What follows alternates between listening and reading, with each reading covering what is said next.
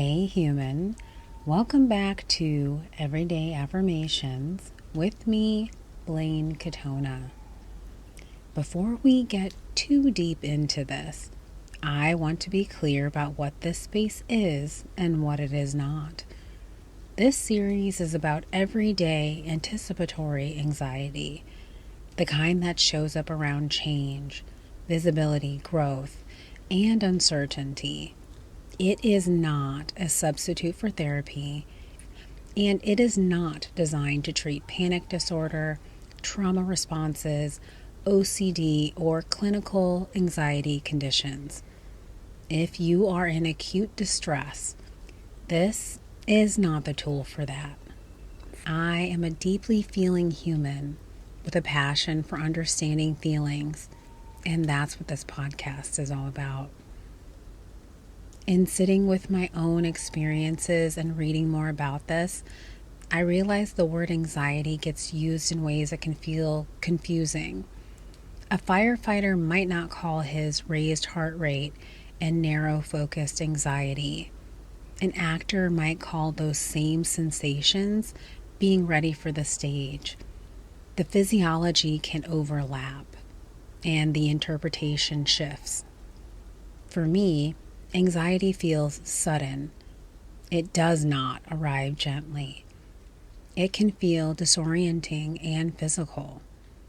A tight chest, a shift in breathing, a drop in the stomach. Often a narrowed focus, one looping thought, or a fixation on a single outcome. This kind of activation often follows action. You travel somewhere unfamiliar and realize you underestimated the language barrier. You start a new job and discover it is more sink or swim than expected. You start your beauty influencer journey and suddenly people comment on parts of you that once felt private. Whatever the circumstance, there is language behind the sensation. So this week, when anxiety arises, listen, pause if you can, breathe. Let the physical response exist without immediately building a story around it. If tears come, let them. If anger comes, let it. Then hear yourself clearly.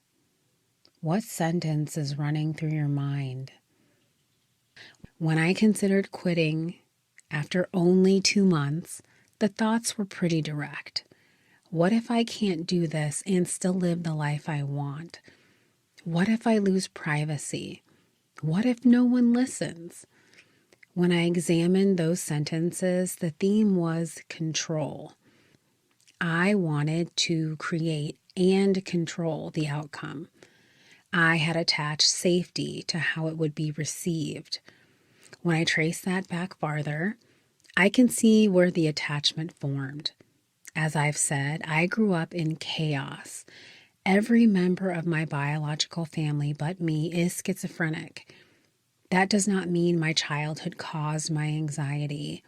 It means I can see a relationship between unpredictability and my attachment to control. Once I saw that, I could separate past from present. I do not need control. I need safety. And in this moment, I am safe. When the belief underneath the sensation becomes clear, the intensity often shifts. It may soften, it may narrow, but awareness changes the relationship. That is the work. Not forcing the elimination of anxiety, understanding it. When anxiety comes up, ask yourself, what future is my mind building? Is it a future of loss, embarrassment, rejection, instability, or maybe responsibility? Be specific. Precision makes fear more concrete. Then ask, what is being protected? Reputation, belonging, identity, control, comfort or hope. Anxiety is rarely trying to harm you. It is attempting to prevent something. The intensity usually reflects what feels important. Now, examine alignment. Is the future your mind predicts supported by evidence? Or is it built on a belief you've never questioned? For example, if I do not succeed immediately, I have failed. If they do not respond, I am rejected. If this changes, I lose stability. Anxiety often forms at the intersection of imagination and unexamined belief. Instead of fighting the feeling, gather information. What belief sits underneath the fear? Is it current? Is it accurate? Was it learned in another season of your life? And does it still serve you? Do not rush to fix it. Identify it. Anxiety is not you versus your body. It is communication, sometimes distorted, but communication.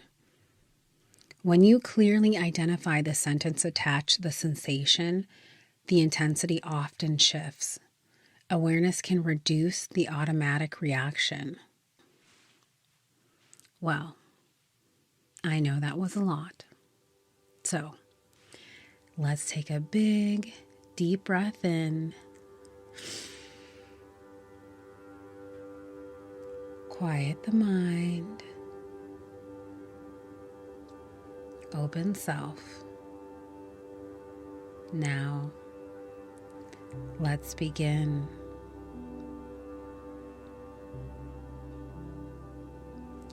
I am allowed to be seen without being perfect. I am allowed to be seen without being perfect.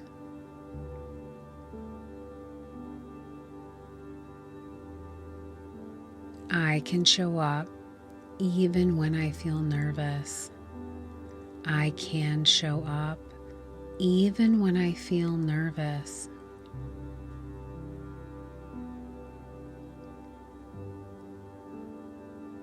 I am building a brain that responds instead of reacts. I am building a brain that responds instead of reacts.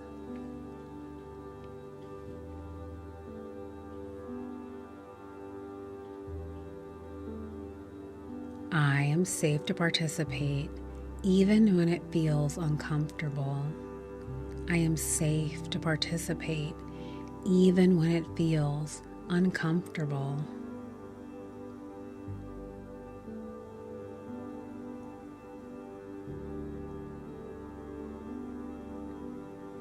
I trust that small beginnings still matter. I trust that small beginnings still matter.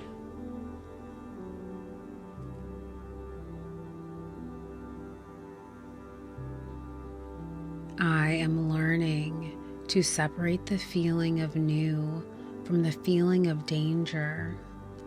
I am learning to separate the feeling of new from the feeling of danger.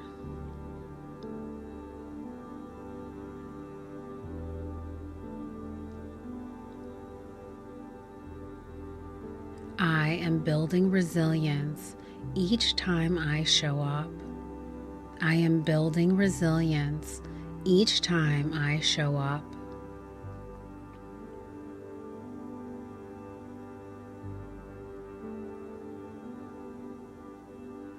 It is safe to tolerate the discomfort of growth. It is safe to tolerate the discomfort of growth.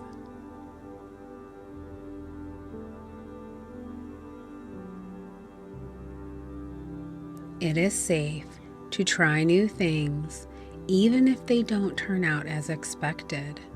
It is safe to try new things, even if they don't turn out as expected.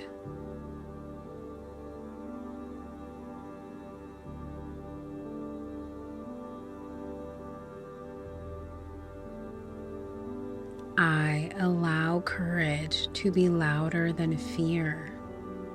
I allow courage to be louder than fear.